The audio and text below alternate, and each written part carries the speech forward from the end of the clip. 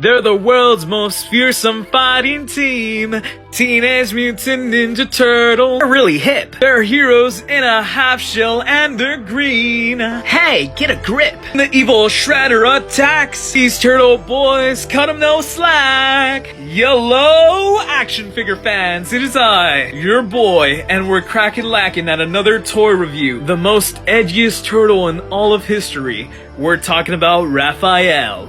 Now let's talk about his articulation. He can move from the head, has joints around the legs, from the hip you should say, and also the wrist rotate. Mostly, that's for the new figures. The vintage 80 figures do not rotate from the wrist. It's one solid piece. That's the one difference, but the head sculpt and the legs articulation is exactly the same from the 80s. So now, removing his belt, you can see there's a trench crevice all the way around from his shell from the front piece to the back. And that's for the belt to fit. Now for this 1991 Ninja Turtle from the Ninja Turtle live action movie, it is not going to fit all the way around due to the shell. Now if I really wanted to get the belt for this Rafael, I would have to look super hard on eBay and pay a ridiculous fee.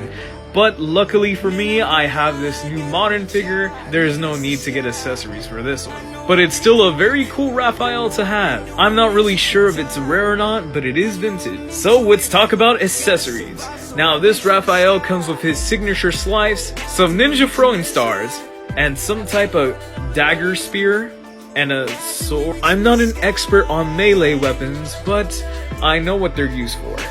So let's go ahead and put Rafael's belt back on so he won't be nude, even though the only piece of clothing is actually their belt and bandanas for their eyes.